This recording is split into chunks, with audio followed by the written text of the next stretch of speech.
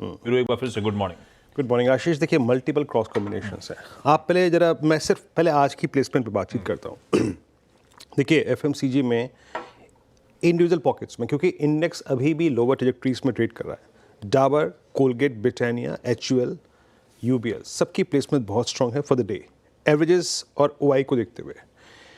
SRF में कल भी एक स्ट्रांग मूव आ चुका है और स्ट्रांग लॉन्ग बिल्डअप यहाँ पे हुए। बाकी यूपीएल और नवीन फ्लोरो यहाँ भी स्ट्रांग लॉन्ग बिल्डअप हुए हैं। ये मैं सिर्फ आज के पर्सपेक्टिव से कमेंट्री कर रहा हूँ। आईटी में कोई सब्सटेंशियल चेंज नहीं है, ओआई में तो अभी कुछ कहना बहुत, अगर आप देखिए, मुश्किल है यहाँ पे। बाकी कल कुछ बैंक्स में लॉन्ग्स विजिबल थे, HDFC bank, ICICI bank, IndusInd bank, even SBI.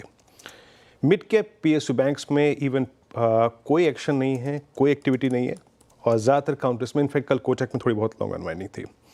और फार्मा में कुछ शॉर्ट कवरिंग थी क्योंकि काफ़ी शॉर्ट्स कैपिटलाइज हुए थे पिछले 3-4 सेशंस में। और जहाँ तक बात है ऑटो की, उसमें एस्कॉट्स और हीरो मोटोकॉर्प यहाँ पे कुछ रिवर्सल्स के साइन थे, तो इन स्टॉक्स पर नज़र रखिएगा।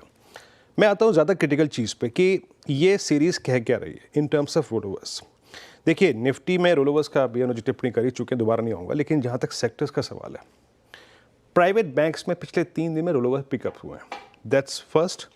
दूसरी चीज़ क्या है, बहुत decisive strong long with strong rollovers with strong rollover cost. Cement उभर के आया है। और फाइनेंस क्यों, B2 एंड M2 यानी मनप्पुरम और मुथूट ने ये एक थ्रस्ट जनरेट किया है।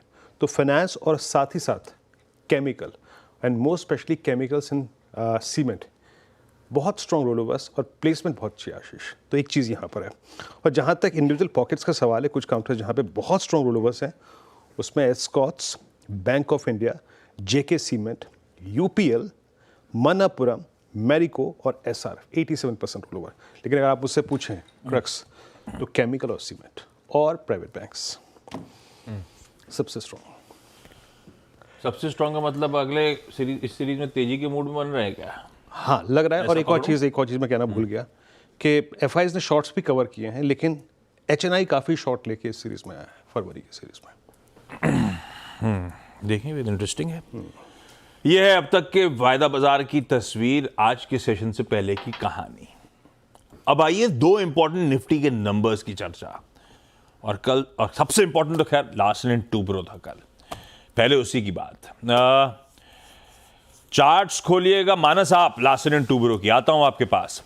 कंचन, कैसे लगे नंबर्स? जी, नंबर्स वैसे at the face of it काफी अच्छे शानदार देखने को मिले हैं, वाई एंड वाई बेसिस पे भी और साथ ही साथ क्यू ऑन क्यू बेसिस पे भी, लेकिन एस्टिमेट से कहीं ना कहीं मिस होते हुए दिखाई दिए हैं। सबसे पहले नेट प्रॉफिट की बात करी जाए तो 14% का सीधा अपसाइड हमें देखने को मिला है। 3,359 करोड़ पे नंबर उभर के आया है।